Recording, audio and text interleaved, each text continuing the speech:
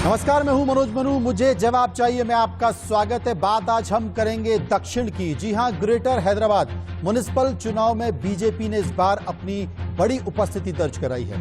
हैदराबाद निगम चुनाव में साल 2016 में सिर्फ 4 सीटें जीतने वाली बीजेपी इस बार 40 सीटों के आंकड़े को पार करती हुई दिखाई दे रही है। इसका मतलब साफ है कि ओबीसी का गढ़ माने जाने वाले हैदराबाद में बीजेपी सेंधमारी करने में कामयाब रही है। वहीं ओबीसी की पार्टी एआईएमआईएम 50 सीटों के आंकड़ों से अभी तक कुछ दूर दिखाई दे रही है। हालांकि ओबीसी ने इस चुनाव में सिर्फ 51 ही सीटों पर अपने प्रत्याशी उतारे थे। तो इस हिसाब से अगर रुझानों को देखा जाए तो ओबीसी एआईएमआईएम यानी कि 51 में से 42 सीटों पर विजय पताका फहराती हुई दिखाई दे रही है। अगर इन आंकड़ों को सही माना जाए तो ओबीसी का इन चुनाव में लगभग 80% का स्ट्राइक रेट है, जो बीजेपी के स्ट्राइक रेट से कहीं ज्यादा है। हैदराबाद के निगम चुनाव में पिछले बार के मुकाबले चंद्रशेखर राव की टीआरएस नुकसान में दिखाई दे रही है। मतलब साफ है कि इस बार चुनाव में बीजेपी ने बाजी मार ली है और इसी के साथ दक्षिण में खुद को और ज्यादा मजबूत करने की पहल होती दिखाई दे रही है। आप सभी को पता है कि भारतीय जनता पार्टी के राष्ट्रीय अध्यक्ष जेपी नड्डा, गृह मंत्री अमित शाह ने खुद यहां पर मोर्चा संभाला था और इसी मोर्चे के मद्देनजर आप ये कह सकते हैं कि यहां एक बेहतर उपस्थिति देने की कोशिश बीजेपी ने की है, क्योंकि आने वाले समय में बीजेपी की यह रणनीति है कि दक्षिण पर किस तरीके से फतह हासिल की जाए। बीजेपी की बात हम करते हैं कि बीजेपी को इस दिशा को देखते हुए अगला कदम क्या होगा बीजेपी का, क्योंकि बीजेपी को इस चुनाव में इतना फायदा ऐसे ही नहीं मिला है।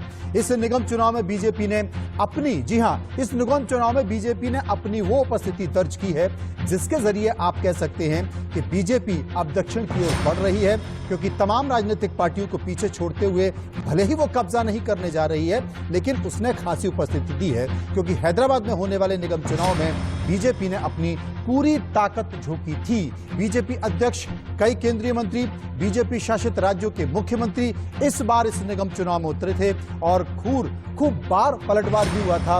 वार पलटवार के दौरान किसने क्या कहा, ये आपको ग्राफिक के जरिए समझाने की कोशिश करते हैं, क्योंकि ये माना जा रहा है कि एक लाइन बीजेपी ने तय की थी, उसका असर ये है कि आज बीजेपी इस स्थिति में पहुंच गई है।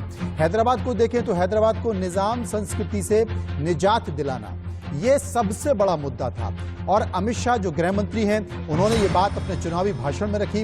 वहीं बीजेपी हैदराबाद में नफरत फैला रही है, ये असदुद्दीन ओवैसी की बात थी, यानी कि एआईएमआईएम के नेता, उन्होंने ये बात कही थी। असदुद्दीन ओवैसी को गया हर वोट भारत के खिलाफ है, ये बात किसने कही? युवा नेता तेजस्वी सूर्या, जो कि भारतीय जनता पार्टी के सांसद भी हैं। बीजेपी को कुछ समझ नहीं आ रहा है, ये बात किसने कही? असदुद्दीन ओवैसी ने, जिसका भी असर हुआ है।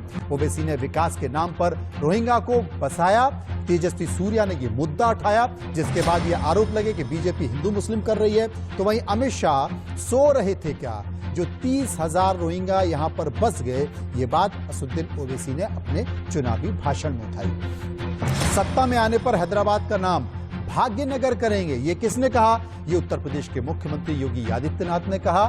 नस्लें तबाह हो जाएंगी पर हैदराबाद का नाम नहीं बदलेगा, ये बात किसने कही? असदुद्दीन ओवैसी ने कही, जिसका भी खास असर है और शायद यही कारण है कि वो अपनी बेहतर उपस्थिति करने में, खासकर अपने समुदाय में उन्होंने अपनी उपस्थिति बेहतर की है।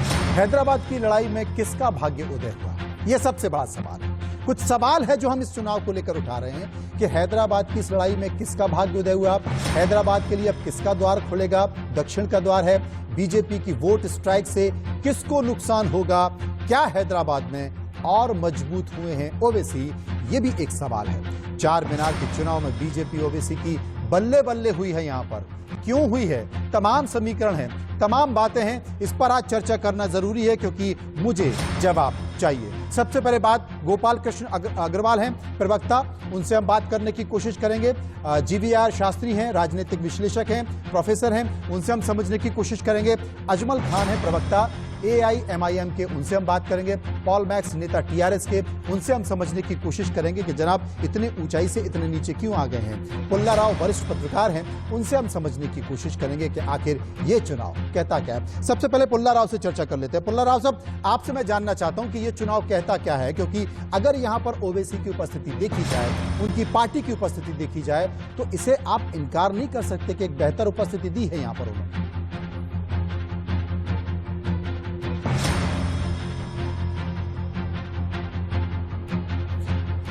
राव साहब, क्या मेरी आवाज आपको मिल पा रही है? क्या बोला? जी जी, पुल्ला राव, मैं आपसे जानने की कोशिश करता हूं कि अगर इस निगम चुनाव में देखा जाए तो आप बीजेपी को और ओवैसी की पार्टी को कैसे परिभाषित करेंगे? हालांकि अभी पूरे परिणाम नहीं आए हैं, लेकिन कैसे परिभाषित करेंगे? ऐसा है, अभी ये इलेक्शन में MIM को भी बड़ा शौक आया। बीजेपी इतना जल्दी से हैदराबाद सिटी में नंबर 2 पोजीशन को आया और कांग्रेस डिस्प्लेस हो गया, तेलुगु देशम चले गया। सो आगे दिन में MIM को बड़ा प्रश्न आते हैं। बीजेपी डायरेक्ट चैलेंज करने के लिए मौका है। एक विशेष है, मुस्लिम एरियाज में भी 45% पोलिंग हुआ, 60%, 45-50% क्यों नहीं पोल हुआ? ये भी एक बड़ा प्रश्न हो रहा है हैदराबाद में। ये क्यों नहीं वोट दिया MIM को? इतना मुसलमान है, मेजॉरिटी एरियाज में भी उनको नहीं आया। तो आगे दिन में बीजेपी का सारा सिटी में चैलेंज करने के लिए एक अपॉर्चुनिटी है। और अभी MIM सारा देश में जाने के लिए यहाँ प्रॉब्लम आ जाएगा, मुश्किल होते हैं MIM। तो अभी बीजेपी पहले बार नंबर 2 पोजीशन में आया हैदराबाद म्युनिसिपल कॉर्पोरेशन में। यस, ओवैसी है, एक्स ऑफिशियो मेंबर से मेयरल्टी TRS को जाएगा, लेकिन ये रिमार्केबल रिजल्ट है। इतना जल्दी समय में बीजेपी का ग्राउंड आया। सो MIM को लोकल चैलेंज, TRS नहीं है, कांग्रेस नहीं है, अभी डायरेक्ट बीजेपी हो गया। तो आगे दिन में इसके लिए बड़ा कॉन्सिक्वेंसेस होते हैं। MIM का वीक पॉइंट्स भी है, वो बीजेपी जाएगा पीछे, नहीं जाएगा नहीं मालूम है। और एक स्मॉल पॉइंट, अभी बीजेपी का लीडरशिप है, ज्यादा लोग नया लीडर्स है, backward classes, schedule caste, Dalits, tribals, ये लोग आ रहे हैं। ट्रेडिशनल लीडरशिप है, पहले से है वो लीडरशिप, पर TRS के पास है, कांग्रेस के पास है। तो बीजेपी को आगे दिन में एक अच्छा अपॉर्चुनिटी आया और पॉसिबिलिटीज है, और कैसा काम करेगा उनके ऊपर है रिस्पॉन्सिबिलिटी। बाकी उनके ऊपर जिम्मेदारी आएगी, लेकिन एक बेहतर संकेत यहां पर देने की कोशिश की गई है। अगर 2016 के चुनाव को देखें तो TRS के पास 99 सीटें थी और AIM के पास 44 सीटें, बीजेपी के पास सिर्फ 4 सीट थी और कांग्रेस के पास 2 सीट थी। लेकिन बीजेपी ने एक बेहतर शुरुआत यहां पर की है। दक्षिण के द्वार की जीत, हम इसे जीत इसे कह सकते हैं। हमारे साथ गोपाल कृष्ण अग्रवाल है, उनसे हम बात करेंगे। गोपाल जी, आपसे समझने की कोशिश करता हूं, आप हैदराबाद का नाम भाग्यनगर अब नहीं कर पाएंगे क्योंकि उतनी सीटें आपको नहीं मिल पा रही कि आप नाम बदल दें, लेकिन हां, एक बेहतर शुरुआत, दक्षिण की जीत का दरवाजा, इसे कह सकते हैं। है कि भाग्यनगर करेंगे यह एक स्टेटमेंट था, लेकिन अगर योगी जी का और अमित शाह जी का प्रेस कॉन्फ्रेंस देखें, योगी जी की भाषण देखें तो हमारा मेन फोकस था कि हैदराबाद का विकास कैसे हो, वहां पे IT सिटी में ग्लोबल स्टेटस पे कैसे पहुंचे। और यह जो धर्म के आधार पर MIM ने वहां पे और TRS और कांग्रेस ने मिलकर जो इतने दिन धर्म की राजनीति की, जिसके कारण वहां पे एक उस जो स्टेटस हैदराबाद को ग्लोबल सिटी के रूप में मिलना चाहिए, वह उससे वो वंचित रहा। फ्लड सिटी हो गया था, बारिश आ गई इतने सालों से। हमने क्या बताया, TRS ने कितने सारे अपने वादे किए थे, कोई भी वादा पूरा नहीं किया। तो ये जरूर है कि डिस्कशन डिबेट में भाग्यनगर आया था, लेकिन वहां के जो विकास के जो मुद्दे थे उनको हमने बहुत मजबूती से उठाया। और हमारा फोकस ये है कि अर्बन लेवल पे जो हमारी डिमांड है कि पीने योग्य पानी सबको मिले मुफ्त, वहां पे जो सैनिटेशन की प्रॉपर व्यवस्था हो और जो इंफ्रास्ट्रक्चर डेवलपमेंट हो, हुसैन सागर का जो जिस तरह से गंदगी फैला रखी है, तो यह सारी चीजों का रोड का 6 लेन रोड बने। जिन चीजों को हमने प्रॉमिस किया था उन चीजों के लिए हम संघर्ष करेंगे कि वहां की जो भी गवर्नमेंट बनती है उन चीजों को वो करे। और अल्टीमेटली हमारा लक्ष्य तो यह तो एक का मील है, अल्टीमेट लक्ष्य तो हमें तेलंगाना जीतना है और उसके द्वारा दक्षिण में अपने आप को मजबूती से और अपने कदम जमाने हैं। तो उससे पंचायत से लेके जो ये जो नगर निकाय के चुनाव है और स्टेट के चुनाव है, केंद्र के चुनाव है, उन सब में हम बहुत ही मेहनत से लड़ते ताकि ये कम्युनिकेशन जो जनता से स्थापित करना होता है वह हो सके। ये एक बड़ा सवाल है और एक संकेत देने की कोशिश की है। यहाँ पर अजमल खान है AIM के, उनसे हम बात करेंगे। अजमल साहब, देश के सबसे बड़े नगर निगम है ये, और ये वो नगर निगम है जिसमें 24 विधानसभा क्षेत्र आते हैं। तेलंगाना के 5 लोकसभा इलाके इससे प्रभावित होते हैं। और अगर बीजेपी ने यहां पर ये उपस्थिति दी, यानी कि 2016 में 4 सीटें उसके पास थी और अभी अगर वो 37 पर अपनी उपस्थिति दे रही है, एक जीत चुकी है वो, तो ये बड़े खतरे की बात है दूसरी तमाम राजनीतिक पार्टियों के लिए, चाहे वो TRS के लिए हो, चाहे वो AIM के लिए हो, क्योंकि AIM भी ये कहती थी कि बीजेपी सवाल ही पैदा नहीं है किस तरह की उपस्थिति पाए। लेकिन आज जो उपस्थिति दी है, वाकई आप मानते हैं कि तमाम जो तेलंगाना की पार्टी उनके लिए खतरे की बात है? देखिए, पहली बात तो ये है कि चूंकि इलेक्शन के रिजल्ट आ रहे हैं जी, और बीजेपी ने अपनी पिछली परफॉर्मेंस को सुधारते हुए बढ़त हासिल करी है जी, तो ये बात ठीक है। लेकिन ये कहिए कि कोई खतरे की घंटी है, तो खतरा किस बात का है? खतरा किसी बात का खतरा नहीं है। पूरे देश में हमने देखा 24 विधानसभा सीटों का है। भारतीय जनता पार्टी ने रिलीजियस खतरा 24 विधानसभा सीटों का है, खतरा 5 लोकसभा सीटों का है, जैसा कि गोपाल अग्रवाल साहब कह रहे हैं। क्या हम भविष्य को देख रहे हैं?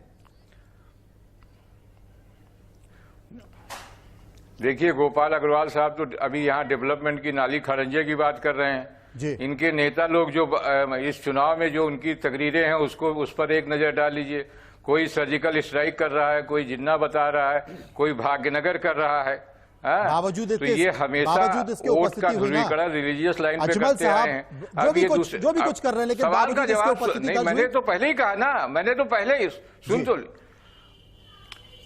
मैंने तो पहले ही कहा भाई कि रिजल्ट आ रहे हैं, 4 से बढ़ के 37 पे जा रहे हैं जी। ये तो मैंने पहले ही कहा। तो इससे कौन, जब इलेक्शन हो गए और रिजल्ट आने लगे तो जिसके फेवर में रिजल्ट आ रहा है, जो बढ़त हासिल कर रहा है, उसको कौन इनकार कर सकता है? इसको कौन इनकार कर देगा कि ये 4 से 37 पे जा रहे हैं तो बढ़त हासिल कर रहे हैं? भाई ये तो एक फैक्चुअल बात है ना। लेकिन रहा सवाल ये कि जो बात कहते हैं कि डेवलपमेंट के नाम पर, अगर आप नेशनल पैमाने पर देखें तो क्या मैं गिनाना शुरू करूं या इनके नेताओं के भाषण को मैं गिनाना शुरू करूं? 1952 में से किसने क्या कहा? ये सही है कि बहुत सारे जगहों पर इनकी जो ध्रुवीकरण की राजनीति है वो सक्सेसफुल रही है, वहां भी इसका असर दिखाई दे रहा है। रहेंगे। हैदराबाद तो आपका गढ़ है ना, हैदराबाद तो आपका गढ़ है। 44 सीट पहले भी थी आपकी, 44 सीट आपकी पहले भी थी। हाँ, जवाब जी, 44 अभी नहीं, 45 पे हम आगे चल रहे हैं। और जहां योगी मोदी का गढ़ है बनारस में, अभी बनारस में ग्रेजुएट कॉन्स्टिट्यूंसी का चुनाव हुआ है, मोदी जी की कॉन्स्टिट्यूंसी का। योगी जी का भी उत्तर प्रदेश है ना। अरे भाई, योगी जी का भी उत्तर प्रदेश है, मोदी जी की बनारस कॉन्स्टिट्यूएंसी है। ये इलेक्शन है, लोग वोट देते हैं, उस हिसाब से बनारस में क्या हुआ ग्रेजुएट कॉन्स्टिट्यूएंसी में, आज उसका भी रिजल्ट आ रहा है ना। गढ़ की बात कर रहे हैं तो ये गढ़ किसका है? बनारस गढ़ मोदी जी का है कि नहीं? योगी जी का है कि नहीं? नहीं, बनारस मोदी जी का नहीं था, वो गुजरात से चुनाव लड़ते थे, गुजरात से आके बनारस में उन्होंने चुनाव लड़ा था। ठीक है। अरे भाई, योगी जी यूपी के चीफ मिनिस्टर हैं, तो आप गोरखपुर का रिजल्ट देख लीजिए। ये जो बात कही जा रही है हमारे गढ़ में, जो अगर आप उसको MIM का गढ़ कह रहे हैं, MIM के गढ़ में क्या फर्क पड़ गया? 45 सीटों पे आगे चल रहे हैं। 44 पिछली बार जीते थे, कुल 51 पे लड़े थे। से आकर, दिल्ली से आकर अपनी सीटें बढ़ा गए और आप हैदराबाद में बैठकर नहीं बढ़ा पाए। मेरा सवाल ये है, मुस्लिम इलाकों में 42% वोटिंग क्यों हुई? अरे अभी फाइनल रिजल्ट नहीं आया है। हम अरे भाई, 42 सीट कुछ लोग दिखा रहे हैं, कुछ लोग 45 सीट दिखा रहे हैं। हम 45 सीटों पे आगे चल रहे हैं, पिछली बार 44 सीटों थे जी। हमारी कौन सी सीट ये छीन के ले जा रहे हैं? TRS का नुकसान हो रहा है, वो दूसरी बात है। पॉल साहब, 99 से 63 पे ऐसा क्या हो गया? पहले बात मैं बीजेपी वालों को बधाई देना चाहता हूं, क्योंकि बोले तो ये जो चुनाव है, साधारण चुनाव, इसको उन लोग तमाशा चुनाव बना दिए है। अच्छा, अभी अच्छा। देखो, देश पूरा अपना चर्चा कर रहे हैं, इलेक्शन का चर्चा कर रहे हैं और TRS पार्टी का चर्चा कर रहे हैं। हम निशान बन गए पूरा देश, पूरा देश TRS के बारे में बात कर रहा है। तो एक बात है। और आप जो बोले टीआरएस पार्टी का कुछ नुकसान है इलेक्शन के बारे में, बोले तो नुकसान नहीं है। जो भी टीआरएस पार्टी का मेयर आएगा, टीआरएस पार्टी गवर्नेंस फॉर्म करेगा, तो टीआरएस पार्टी को बीजेपी आने से फायदा है, मगर कुछ नुकसान हुआ है नहीं। तो ये बात है। सिंपल ये पूछना चाहता हूँ पॉल साहब, मैं ये पूछना चाहता हूँ कि 2016 में आप 99 पे थे, अभी आप 63 पे दिखाई दे रहे हैं। ये जो तमाशा, और आप तमाशे की बात कर रहे हैं, तो बीजेपी को क्या तमाशे के तहत 37 सीटें मिल रही हैं? हैदराबाद के लोग तमाशा देख रहे थे, कुछ तो उम्मीद जागी होगी ना लोगों में। सीट मिलने के बावजूद उसका मतलब ये तो नहीं है उन्होंने आके सीधा मेयर के पोजीशन में उन्होंने बैठता बोल के, ये तो सोच नहीं है ना। तो टीआरएस पार्टी को जो इलेक्शन का अभी देखो 150 पूरा कॉन्स्टिट्यूंसी में मेजर डिविजन्स में टीआरएस पार्टी रूलिंग है, तो वहां पे बीजेपी का नकल ही नहीं दिखाया पड़ा और एमआईएम का नकल भी नहीं दिखाया पड़ा। तो टीआरएस पार्टी जो है उसका वोट बैंक जो है मेजर डिविजन्स पे TRS party has preserved it. तो आप खुश हैं? आप 99 से 63 पर दिखाई दे रहे हैं, मतलब कोई चिंता की बात नहीं, आप खुश हैं? चिंता की बात ये तमाशा बनाने के बावजूद नेशनल पार्टी से दूसरा बड़ा लीडर को यहाँ के बुला के थोड़ा तमाशा बना के प्रचार करने के बाद, क्या तमाशा बनाया जरा बताइए। अभी तेजस्वी सूर्या यहाँ पे रह के इलेक्शन के बारे में बात करना, अपना अमित शाह यहाँ के इलेक्शन के बारे में बात करना, और असदुद्दीन साहब इधर के इलेक्शन के बारे में बात करना। अभी हम जो बांग्लादेश और पाकिस्तान पे नहीं है, यहाँ के इलेक्शन को वहां से जुड़ने के लिए, तो इलेक्शन जो है सर्वसाधारण इलेक्शन है, यहाँ का इलेक्शन यहाँ की बात है। मगर यहाँ क्या रोहिंग्या से लिंक मारा के फिर यहाँ के इलेक्शन को सीधा पाकिस्तान और बांग्लादेश को जोड़ के फिर यहाँ से कुछ फायदा होने का जो सोच है, वो बीजेपी का सोच मैं विचार व्यक्त कर रहा हूँ, ये सोच ठीक बात नहीं है। ये फेक सेक्युलरिज्म की तरफ ये अपन को सीधा मैसेज देता है। तो जो भी टीआरएस है सेक्युलर पार्टी है, जो भी अपना आइडियोलॉजी से वो पूरा सेक्युलर के, मतलब आपके कहने का मतलब है ये हैदराबाद का नगर निगम चुनाव नहीं था, ये तमाशा था, और तमाशे में हम 99 से 63 पे आ गए और बीजेपी जो है वो 4 से 37 पे पहुंच गई। गोपाल जी, ये तमाशा था, चुनाव नहीं था। पूरा अपमान कर रहे हैं, इलेक्शन को तमाशा बता रहे हैं, तभी तो जनता इनको। अरे जब हमने बोला कि आपने जो जनता के लिए प्रॉमिस किया था, हुसैन सागर के बगल में आप 6 लेन रोड बनाएंगे, केंद्र सरकार से इतना पैसा आया मकान बनाने के लिए, 1.25 लाख मकानों के लिए पैसा आया, आप 100 मकान 110 मकान कुल बना पाए। आपने जो हैदराबाद के लिए फ्लड सिटी की तरह पूरा पानी का पूरा सिस्टम खराब कर दिया, जो ग्लोबल लेवल पे कितनी थू हुई थी हैदराबाद की, तो यह पूरा फेलियर है। आपके पास प्रदेश भी था, आपके पास हैदराबाद म्युनिसिपल कॉर्पोरेशन भी था, आपको उसका विकास करना चाहिए था। हैदराबाद बड़ा विकास की स्थिति थी। दूसरी महत्वपूर्ण बात मैं यहाँ एक और कहना चाहता हूँ, जो एमआईएम की जो राजनीति है या कांग्रेस जो पूरी तरह से वहां पे अलग हो गई है, खत्म, उसको बिल्कुल उसका नाम लेवा नहीं बच गया। वह कारण क्या है कि यह जो मुस्लिम अपीजमेंट की पॉलिटिक्स जो इतने सालों से देश में इन्होंने चलाई, मुसलमानों को अपना वोट मान के उसको पूरी तरह से एक्सप्लॉइट किया। आप भी तो उसका फायदा उठा रहे हैं ना गोपाल जी, फायदा तो आप भी उठा रहे हैं, फायदा तो आप भी उठा रहे हैं। अगर आप इस बात का फायदा नहीं उठाते तो हैदराबाद से भाग्यनगर की बात नहीं करते। फायदा हमने तो, मैंने आपको शुरू में बताया कि योगी जी के भाषण को और अमित शाह जी के प्रेस कॉन्फ्रेंस को देख लीजिए, 90% उन्होंने विकास की बात की है और टीआरएस के फेलियर की बात की है। और योगी जी ने एक स्टेटमेंट दिया और उसको इतना उठाया गया, तो यह उसका कारण क्या है कि एमआईएम अपने आप में मुसलमानों की केवल राजनीति करती। यहाँ पे बैठ के इन्होंने ये एक्सेप्ट किया कि मुसलमानों ने हमें वोट नहीं दिया, केवल मुसलमानों को तो रिप्रेजेंट करते हैं ना एमआईएम, यही तो वो कह रहे हैं। तो यह जो राजनीति है अब इसके दिन पट गए। अब जो यहाँ का इस देश का जो मेजॉरिटी है उसको समझ आ गया कि ये जो अपीजमेंट की राजनीति करते हैं इससे देश का बहुत नुकसान हुआ है। एक दूसरा जो माइनॉरिटी है उसे भी समझ आ गया कि ये जो हमें माइनॉरिटी अपीजमेंट की जो बातें करते हैं केवल शब्दों में करते हैं और ग्राउंड लेवल पे इन्होंने कोई काम नहीं किया। नहीं तो सच्चर कमेटी की रिपोर्ट देख लीजिए। और उन्हें भी समझ आ गया कि आज जो देश की विकास होगा, देश की राजनीति आगे बढ़ेगी, तो जो पार्टी जिसके साथ पूरी सत्ता है, जिसके साथ विकास का मॉडल है, जिसके पास प्रदेश है, केंद्र है, और मतलब आपने विकास की बात की इसलिए आपको 37 सीटें मिल गई। कुल मिला के बात ये समझे। डॉक्टर जीवीआर इस वक्त हमारे साथ मौजूद हैं। डॉक्टर जीवीआर, ये बहुत महत्वपूर्ण हो जाता है, महत्वपूर्ण इसलिए हो जाता है क्योंकि देश के सबसे बड़ी नगर निगम का चुनाव है ये। 24 विधानसभा की सीटें यहां पर इफेक्ट करती हैं, तेलंगाना की 5 लोकसभा की सीटें, और बीजेपी निगम चुनाव में ही संतुष्ट होना नहीं चाहती, वो दक्षिण के लिए अपना एक द्वार खोलना चाहती है जीत का। अब मैं आपसे समझना चाहता हूं कि नगर निगम चुनाव के जो परिणाम इस वक्त हमें दिखाई दे रहे हैं, जो रुझान हम देख रहे हैं, जो परिणामों में तब्दील होना बाकी हैं, क्या इसी के इर्द गिर्द अगले विधानसभा की तस्वीर को हम देखें या वो उसके उलट होगी? मैं जरा सबका आराम से सुन रहा था, जरा मैं सबसे यही रिक्वेस्ट करूंगा, जरा मेरे को बोलने दिए जी, और बीच में ना बोले, ये बात बढ़िया है। और जहां तक इसका मजाक नहीं बनाया करके गोपाल कृष्ण अग्रवाल जी बोल रहे हैं, गोपाल कृष्ण अग्रवाल जी, ये बहुत अच्छी तरह विनम्रता से कहता हूं, ये चुनाव एक मजाक था, एक भयंकर मजाक था। जिस दिन चुनाव की घोषणा होती, अगले दिन से नामांकन पत्र, और चुनाव की क्या जरूरत थी? 35%, 5:30 बजे तक 32%, 6 बजे पता नहीं कितना हो जाता है। पूरी जनता नकार दिया सारे पार्टी को। जरा जान से कुंडले सुन लीजिए। और विकास की बात करते हैं आप।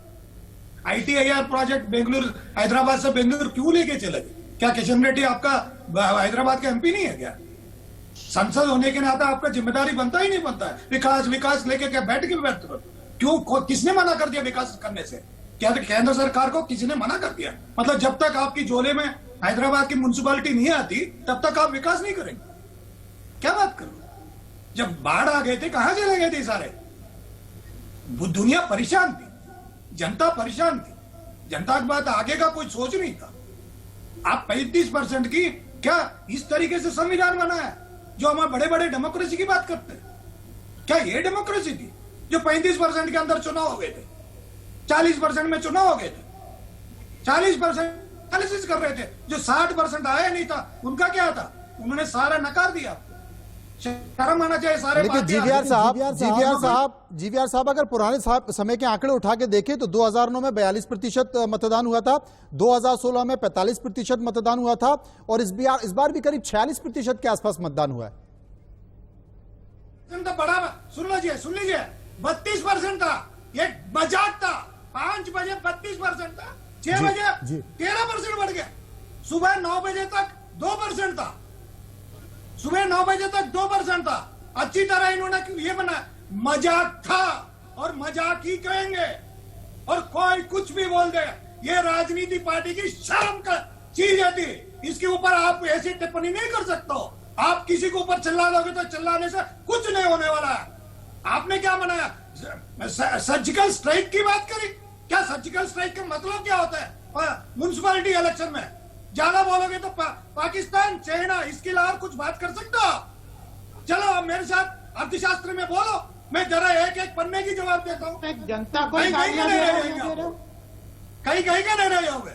किस तरीके से भाषा गलत था, आपने मजाक बनाया। नहीं, लेकिन जीवीआर साहब, क्या सभी राजनीतिक पार्टियों ने क्या सभी राजनीतिक पार्टियों को लोगों ने नकार दिया? और अगर नकार दिया तो 63 TRS, AIM 22, बीजेपी 37, ये है ना?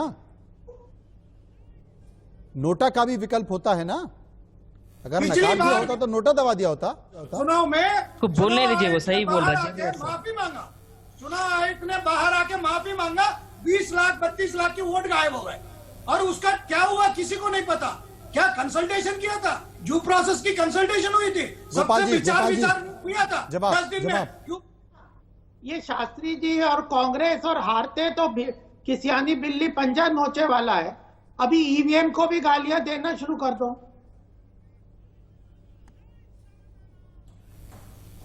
EVM को भी कहना शुरू कर दिया इन्होंने तो। मतलब आप पूरी चुनाव की प्रक्रिया को ही खत्म वो डिनाउंस कर रहे हैं। सच्चाई बात करो। पुल्लाराव जी TRS के नेता भी यही बात कर रहे हैं, शास्त्री जी भी यही बात कर रहे हैं कि वाकई ये चुनाव नहीं मजाक था। क्या मुद्दों पर बात नहीं हुई? बात क्या था? थोड़ा विषय भी ठीक बोला, गोपाल कृष्ण अग्रवाल साहब थोड़ा जवाब करने चाहिए, ये सिटी का डेवलपमेंट क्या कर रहे हैं, आगे इलेक्शंस तक कुछ भी करेगा नहीं करेगा, तो ऐसा प्रश्न रेलेवेंट भी है। इतना कैनवसिंग के बाद 50% आ जाएगा, 60% आ जाएगा, सोच लिया कुछ भी नहीं हुआ। तो शास्त्री जी से मैं पूरा एग्रीमेंट नहीं हूं, लेकिन थोड़ा रेलेवेंट पॉइंट्स वो आगे लाया, थोड़ा अच्छी तरह से भी लाया। गोपाल कृष्ण अग्रवाल आप सिंपली इकोनॉमिक डेवलपमेंट सारा टाइम बात कर रहे हो, वो काफी नहीं है। क्या डेवलपमेंट थोड़ा स्पेसिफाई करो, लोगों सोच। एक मिनट, ऐसी इकोनॉमिक डेवलपमेंट के एक एक पदावली शब्दावली की खड़े होकर जवाब दूंगा। हिम्मत है तो सवाल पूछो, सरकार की तरफ से आप जवाब देने की जरूरत नहीं, मैं देता हूँ, लेकिन आप सवाल भी तो नहीं कर पाओगे, जवाब तो दूर की बात है। मनोज जी एक बात है, मनोज जी हैदराबाद, मनोज जी एक बात सुनिए, हैदराबाद आईटी का कैपिटल है, कोई मंत्री आया वहाँ विजिट किया? आईटी मंत्री नहीं आया, कोई हमारे एंटरप्रेन्योर्स ने बुलाया दिल्ली, कुछ भी नहीं किया, कुछ भी नहीं किया, आईटी इंडस्ट्री को कुछ भी नहीं किया। हाथ दबा करके बैठे थे क्या किशन रेड्डी? हाथ में हाथ दबा, किशन रेड्डी जिम्मेदार नहीं था? क्यों आईटीआईआर प्रोजेक्ट आपने हैदराबाद से बेंगलुरु क्यों लेके चले गए थे? ऐसी कैसी सिचुएशन थी, क्या उसकी जवाब दे सकते थे? वो जवाब आपने क्यों नहीं दिया? शास्त्री जी, भारतीय राजनीति में अब चुनाव ऐसे ही होते हैं, विकास पर ना कोई चुनाव लड़ता है और कहने के बाद ना कोई विकास करता है। राजनीति में अब चुनाव में तड़का लगाया जाता है, चाहे वो तड़का तुष्टीकरण का हो, चाहे वो तड़का हिंदुत्व का हो। कल किसने मना कर दिया था नाले साफ न करें? अर्बन डेवलपमेंट मिनिस्ट्री में नाला आता है, आपने सफाई करवा दिया होता सेंट्रल गवर्नमेंट की नाते, किसने मना कर दिया था? मुझे जवाब चाहिए। मैं एक बार फिर से आपका स्वागत है। हम चर्चा इस बात को लेकर कर रहे हैं, हैदराबाद जो कि देश के सबसे बड़ी नगर निगम है, और इस नगर निगम में भले ही कुछ लोग ये बताने की कोशिश कर रहे हो कि ये चुनाव नहीं तमाशा है, लेकिन ये तमाशा एक संदेश देता हुआ दिखाई दे रहा है। इस वक्त वरिष्ठ पत्रकार पॉल राव साहब मेरे साथ जुड़ गए हैं। पॉल साहब, मैं आपसे ये जानने की कोशिश करता हूं, मैं समझना भी चाहूंगा क्योंकि देश समझना चाहता है, ये तमाशा है, लोग इस बात का जिक्र कर रहे हैं, विपक्षी पार्टियां इस बात का आरोप लगा रही हैं, टीआरएस इस बात का आरोप लगा रहे हैं, शास्त्री साहब कहते हैं कि मजाक है, ये चुनाव नहीं था, मजाक है। लेकिन मैं आपसे जानने की कोशिश करता हूं कि क्या मुद्दों का असर है, या फिर यह देखा जाए एक तरफ हिंदू और हिंदुत्व से जुड़े नेता और दूसरी तरफ अल्पसंख्यक और अल्पसंख्यक से जुड़े नेताओं की जो जुबानी जंग है, उसका यह परिणाम है?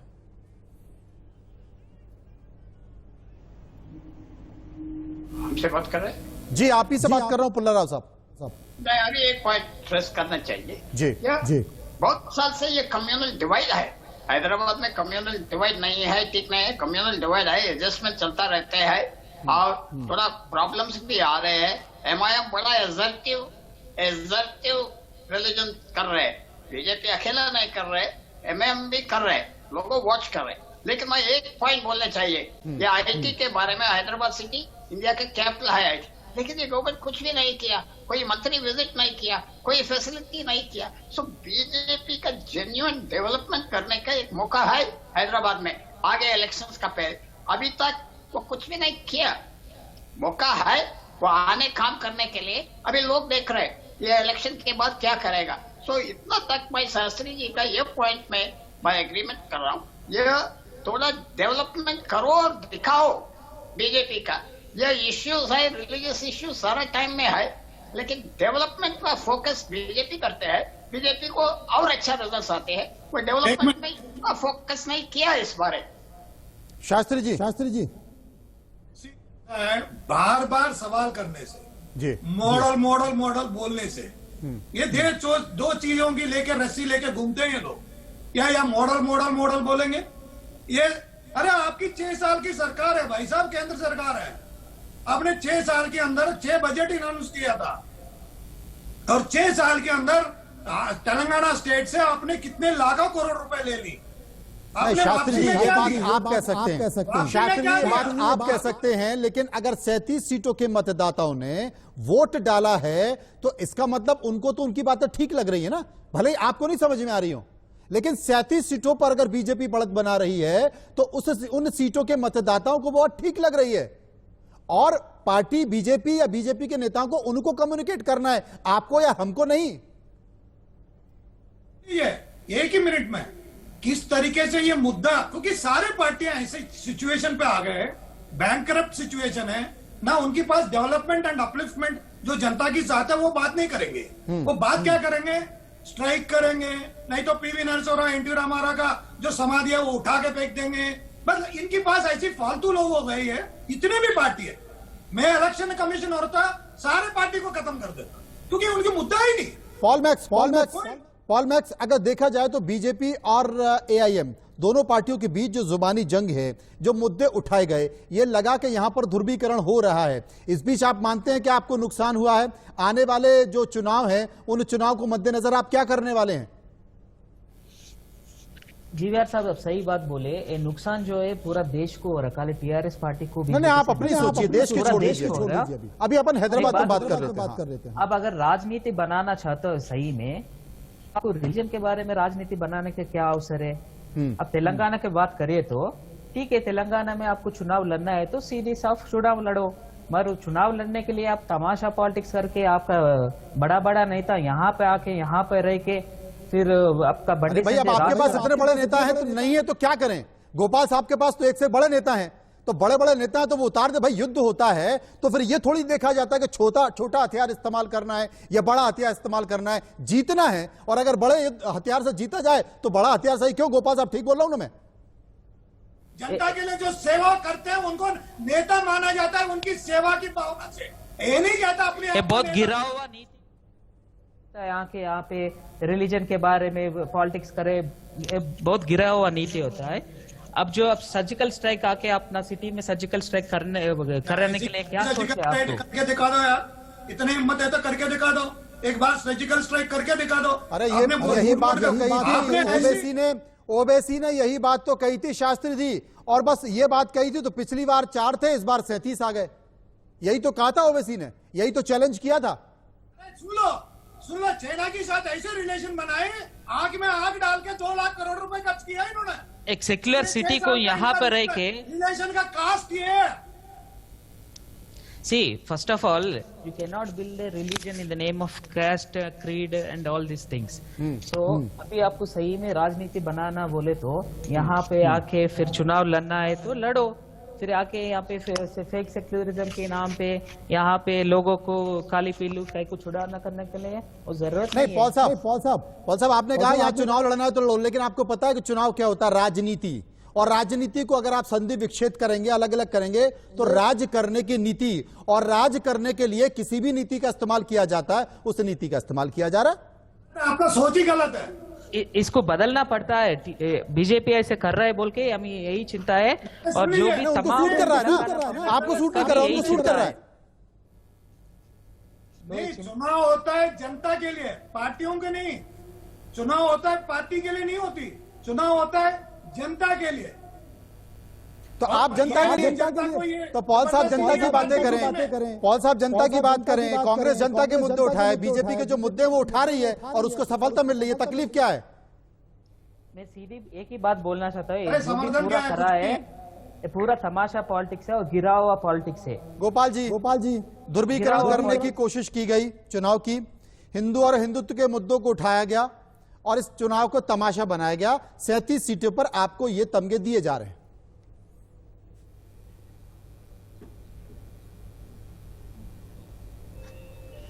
हमने घर में बैठे हुए, पहली बात यह है कि जनता ने टीआरएस को पिछली बार पूरे 5 साल थे ना, सत्ता में ये थे, सत्ता में इनको अगर विकास करना था तो क्यों नहीं करा? अगर इनके सीट कम हुए हैं तो इसका कारण ये है कि इन्होंने जो अपने मैनिफेस्टो में प्रॉमिस किया था जनता को, उसमें से कुछ डिलीवर नहीं किया। इस बेसिक चीज को ये झुटला रहे, मान नहीं रहे, तो ये अपने पैर पे कुल्हाड़ी मार रहे हैं। टीआरएस का जो कम हुआ है वर्चस्व 99 से अभी जो 65 पे आ गए, वो इसलिए हुआ कि इन्होंने जनता को जो प्रॉमिस किया था विकास के मुद्दे ये करेंगे वो करेंगे, उसमें से कुछ नहीं किया। अब जीवीआर शास्त्री तो उससे भी ऊपर उठ गए, वह तो सीधे ही पूरे इलेक्शन को ही नकार रहे हैं, वो तो प्रजातंत्र को ही नकारने पे आ गए। तो अगर इस तरह की राजनीति ये करते जाएंगे तो क्या ये पाकिस्तान में इलेक्शन लड़ेंगे क्या शास्त्री जी? वहां की राजनीति वहां पे करोगे क्या शास्त्री? तो फिर यहाँ की प्रजातंत्र को, जिसको निष्पक्षता आज जम्मू कश्मीर तक में जिसने इलेक्शन लड़ा, अब ये कहेंगे ईवीएम खराब है, जनता को तमाशा, अरे प्रजातंत्र को तमाशा कौन साहब मानते हो आपने क्या? विकास नहीं किया, इसलिए आपकी स्थिति है कि आप 99 से फिलहाल 63-65 पे आ गए। हाँ, जो प्रॉमिस किया था वो कुछ नहीं डिलीवर किया, इसको क्यों नहीं चर्चा करते? बीजेपी ने ये नहीं कह रहे हम तो 2014 से 19 में केंद्र में बढ़ गए, आज 300 से ऊपर हो गए, तो जनता ने हमारे एजेंडा को एक्सेप्ट किया है। अब जनता को कह रहे हो कि जनता तो मूर्ख है, आप यही कहना चाहते हो क्या? शास्त्री जी और क्या क्या बोल रहे हैं, जरा आप शास्त्री जी का भी ज्ञान ले लेते हैं। मूर्ख बना के पिछली बार जीता था क्या जनता को? तमाशा करके छह जीता साल था में क्या? विकास करा जाता। आप अपना गिनती कराओ 6 साल में आपने हैदराबाद में करा क्या था? शास्त्री जी, राजनीतिक विश्लेषक इतना अरे गुस्सा नहीं हम होते? क्या करेगा? हमारे पास थोड़ी थी। राजनीतिक विश्लेषक इतना TRS से गुस्सा पूछो नहीं आपने होते, क्या आप गुस्सा किया? क्यों हो रहे हैं? मैं इसीलिए अब सेंट्रल इसलिए ये फ्रस्ट्रेशन दिख रहा है, मैं जानता हूँ क्या होता है वहाँ पे। पूरी तरह टेढ़ोश आती थी। आप कितना घुमा दोगे, आप घुमा नहीं पाओगे।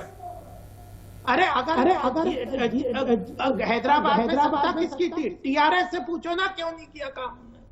हमारे देखिए पास अजमल सत्ता थी क्या? अजमल साहब सबकी बात सुन रहे हैं। अजमल साहब को लगता है जनाब अपना कोई नुकसान नहीं हुआ, जितनी सीटें अपनी आनी थी उतनी ही आती अगली दिखाई बार दे हो रही जाएगा हैं। उनका। ये आपस में लड़ते रहे, इनका सुपड़ा साफ होता रहे, कांग्रेस जो है एकदम मुक्त हो गई है। क्यों अजमल साहब?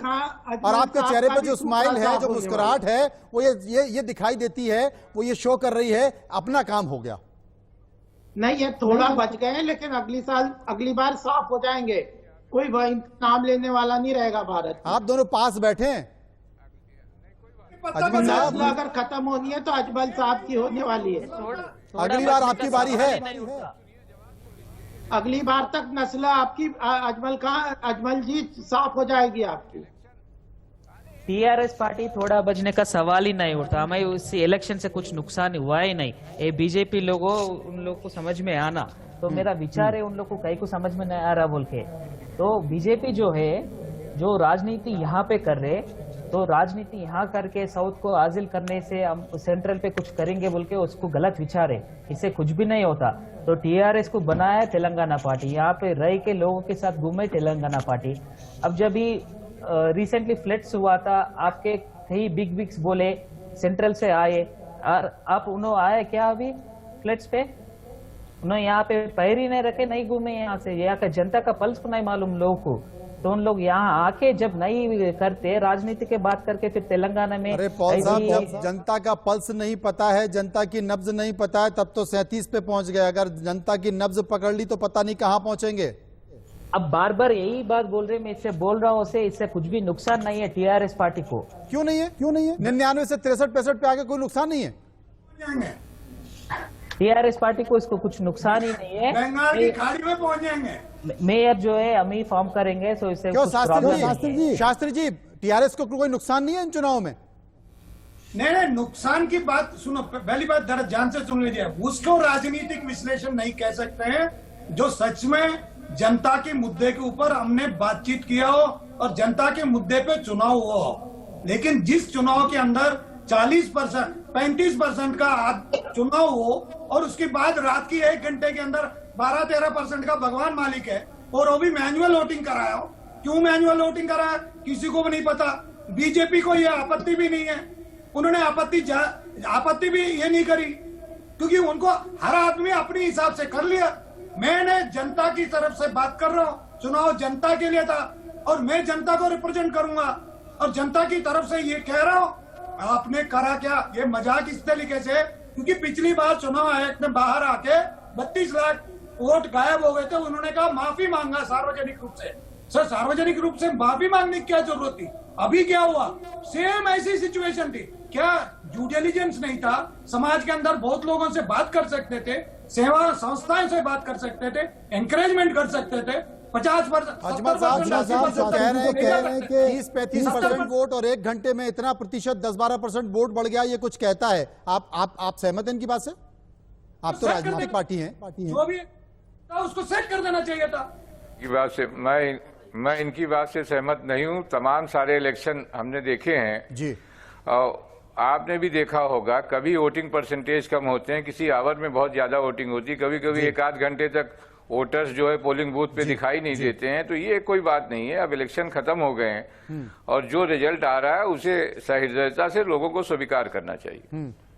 स्वीकार कर लेना चाहिए। वही मैं कह रहा हूं ना कि अजमल साहब मुस्कुरा रहे हैं कि जनाब अपना कुछ नहीं गया, इनको आपस में लड़ने दो।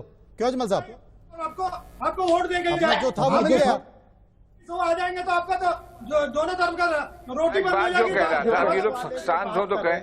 मैं एक बात ये कह रहा था कि जब इलेक्शन कैंपेन चल रहा था तो यहाँ से योगी जी, वहां से कोई तेजस्वी सूर्या, जिन्ना से लेके पाकिस्तान, पाकिस्तान से लेके बांग्लादेश, रोहिंग्या का सवाल उठा रहे थे। अभी भी जो बीजेपी के प्रवक्ता बैठे हैं वो पाकिस्तान को ला रहे हैं। भाई अब काउंटिंग हो रही है, पाकिस्तान में इलेक्शन न लड़वाओ, हैदराबाद की काउंटिंग करवा लो, मैं ये कह रहा हूँ। हमारी नस्ल खत्म अच्छा हो गोपाल जी, जाएगी। बड़ा समझने की बात है। तमाम राजनीतिक पार्टियां आरोप लगा रही हैं क्योंकि इसमें रोहिंग्या का सवाल उठा, पाकिस्तान का सवाल उठा, सर्जिकल स्ट्राइक की बात हुई, भाग्यनगर की बात हुई। आप कहते हैं कि वो तो योगी आदित्यनाथ ने ऐसे ही बोल दिया। अब ऐसा तो है नहीं कि गोरखपुर के 40-50 हजार लोग हैदराबाद में रह रहे हों, लेकिन अगर योगी आदित्यनाथ को आप लेकर गए तो कुछ सोचकर ही लेकर गए होंगे ना, कि एक संकेत देने के लिए लेके गए होंगे ना। नहीं, वो तो देखिए डिमांड उनकी जहां होती है वो वहां जाते हैं। हमारे राष्ट्रीय नेता के रूप में वो स्टैब्लिश हैं, उनकी बहुत फॉलोइंग है। मैं क्या कह रहा हूं, मैं ये कह रहा हूं कि अरे ये बता दें कि उनकी डिमांड कहाँ नहीं है। अरे नस्ल खत्म हो जाएगी, बातें करते हैं, उनकी हर जगह डिमांड खत्म कर रहे हो। दूसरी बात ये बताओ कि जब अरे भाई इलाहाबाद को प्रयागराज कर दिया तो किया क्या? दूसरों के बसाए हुए शहर में दूसरों के डेवलपमेंट में नाम बदलने का काम योगी जी करते हैं। बनारस मोदी जी का है, ग्रेजुएट कॉन्स्टिट्यूंसी का इलेक्शन हुआ है, कहाँ चला गया सारा तेवर? और गोरखपुर में देख लीजिए क्या हुआ अभी। आज हम लोग महाराष्ट्र कहने की जरूरत ही नहीं है, योगी जी यहाँ से गए थे, यहाँ गोरखपुर बनारस देख लीजिए। मानते हैं, जनता के साथ संवाद का एक मैकेनिज्म मानते हैं, और ये लोग जनता अरे महत्वपूर्ण संवाद में पाकिस्तान बांग्लादेश नहीं आते भाई। इलेक्शन में, लोकल बॉडीज के इलेक्शन में अपने लोगों के डेवलपमेंट, शहर के डेवलपमेंट की बात होती है, नाम बदलने की बात नहीं होती। अरे डेवलपमेंट की बात नहीं होती, डेवलपमेंट करना पड़ता है। आपने 5 साल में कुछ नहीं किया, आपके पास तो 44 सीटें। मुल्ला राव साहब, तमाम राजनीतिक पार्टियों को आपत्ति इस बात की है कि नगर निगम चुनाव में जो मुद्दे होते हैं वो सीवर के होते हैं, नालियों के होते हैं और सड़क के होते हैं, और वहां पर आप उत्तर प्रदेश के मुख्यमंत्री को लाकर पटक देते हैं। वहां पर देश के गृहमंत्री जाकर अपना ठिया बना लेते हैं, वहां पर राष्ट्रीय अध्यक्ष जाकर ठहर जाते हैं। ये तकलीफ है इन लोगों को कि नगर निगम के चुनाव में जहां पर सड़क, नाली, सीवर की बात होती है, इन मुद्दों की बात होती है, इतने बड़े बड़े राष्ट्रीय नेताओं के जरिए जो कैंप स्थापित किया गया वो नहीं होना चाहिए। तो तकलीफ इन लोगों को ये नहीं, क्यों नहीं होना चाहिए? अरे क्या हैदराबाद इस राष्ट्र का नहीं, तकलीफ कोई नहीं है, इशूज पे बात नहीं होती ना। पाकिस्तान, मुसलमान, सर्जिकल स्ट्राइक, रोहिंग्या, बांग्लादेश, ये इशू होगा। परिवार समझते हो क्या? असली चीजों से नहीं समझ रहे ना। ओवैसी क्या है? एक भाई भतीजावाद है। टीआरएस क्या है? एक परिवार। हैदराबाद को ही नहीं, पूरे हिंदुस्तान को अपना परिवार और अपनी बबौदी समझते हैं। कहाँ है आप? अरे कहाँ बता दो, ओवैसी के भाई भतीजे के अलावा कोई आपकी पार्टी में नेता है क्या? और टीआरएस में बता दो, राव के अलावा कोई, उनके एक परिवार के अलावा कोई नेता है क्या? किसी को? अरे भाई बिहार में 5 सीट जीते, उसका तो ये इंजाम है कि कोई बात बची नहीं है। बिहार में कौन ओवैसी के भाई भतीजे जीत गए? बिहार में हम 20 सीट रहे, 5 जीते, यहाँ 51, 44, 45 जीत रहे हैं। क्या दिक्कत है आपको? अरे अगर इसी कारण खत्म होते जा रहे हो, विकास करते नहीं। हम खत्म होते जा रहे हैं। कमाल है भाई, फैक्चुअली करेक्ट रहो, फैक्चुअली करेक्ट रहो। हैदराबाद से निकल के महाराष्ट्र और बिहार में जीत रहे। धर्म की राजनीति साध्वी रीतम्भरा से शुरू करोगे 1952 से, कब्रिस्तान, पाकिस्तान के अलावा कोई और इशू रहा है? आप धर्म की बात करोगे? 2 सीटों में सिमटी हुई पार्टी सिर्फ मंदिर मस्जिद करके यहाँ तक पहुंची है। अगर 7 साल से आपकी सरकार है, डेवलपमेंट के नाम पे बताओ ना, 2 करोड़ नौकरियां कहाँ गई? जीएसटी का क्या हुआ? काला धन कहाँ गया? सारे काला धन लेने वाले। हद तो ये है कि हवाई जहाज, एयरपोर्ट तक आपने बेच दिया, अडानी अंबानी को बना रहे हो। बताओ कि डेवलपमेंट की? अरे माले नक्सलवाद जो आरएसएस की किताबों में लिखा है वो सब कर रहे हो। नक्सलियों भगत सिंह के बलिदान को नकारने वाले लोग बिहार में माले ये बात कर रहे हैं। पंजाब थाट में लिखा नहीं है आपके गुरु को मार कर रहे कि भगत सिंह की तरह जान मत दो, इसे बचा के रखो, मुसलमानों से लड़ना है। क्या बात करते हो? अरे नस्ल खत्म हो गया। आप अगर ऐसी बातें करोगे, दूसरों की खत्म करने की कोशिश करोगे, अपनी नस्ल को संभालो। कौन इंपोर्ट करके लाया था ये सर्जिकल स्ट्राइक? पाकिस्तान रोहिंग्या कौन लाए? अरे जिसकी नस्ल खत्म करने की बात उन्होंने कही, उसकी नस्ल है ही नहीं, ऑलरेडी खत्म है। जिन्ना की राजनीति करने वाले, उसकी भाग्यनगर बनाने की, जिन्ना की राजनीति करने वाले वो जिन्ना समझा रहे आप भी हो लेके आते हो ना हिंदुस्तान में, जिन्ना आप भी लेके आते हो। जिन्ना से अभी तक इतना डरते हो, कब के वो दुनिया छोड़ के चले गए? डरते नहीं, हिंदुस्तान छोड़ने के बाद दुनिया भी छोड़ दिया, अभी आपको जिन्ना बाकी है। अरे गोपाल साहब, जिन्ना डरते आप अजहर साहब कह रहे जिन्ना को तो हमने भी छोड़ दिया, आप क्यों पकड़ के बैठे हैं? अरे पकड़ के क्या, जिन्ना के जिन्ना जिंदाबाद के साथ हाथ मिला के बिहार में इलेक्शन लड़े नहीं है। जिन्ना जो जामिया में जिन्ना की फोटो लगा के घूम रहे थे। चलिए, कुल मिलाकर तमाम राजनीतिक पार्टियां, बीजेपी ने अपनी उपस्थिति वहां पर दी है, दक्षिण का द्वार खोला, और बीजेपी के नेता कहते हैं कि अभी तो ये अंगड़ाई है, आगे और लड़ाई है, यानी कि उसकी नजर विधानसभा चुनाव पर बनी हुई है। लेकिन इतना जरूर है कि जिन मुद्दों के जरिए ये विधानसभा चुनाव लड़ा गया, उसे तमाम जानकार और राजनीतिक पार्टियां बोलती है कि ये मजाक है, यहां पर नौटंकी की गई थी, क्योंकि विकास की बात नहीं हुई। लेकिन बीजेपी कहती है कि जो विकास होना चाहिए था वो विकास तो हुआ ही नहीं, और विकास नहीं हुआ इसलिए हमें चुनो, विकास हम करेंगे। बहरहाल चर्चा जारी रहेगी, हम करते रहेंगे। मुझे जवाब दूं मैं इतना ही, बाकी खबरों के लिए आप चलते रहिए इंडिया न्यूज के साथ। सभी का बहुत बहुत शुक्रिया करता हूं।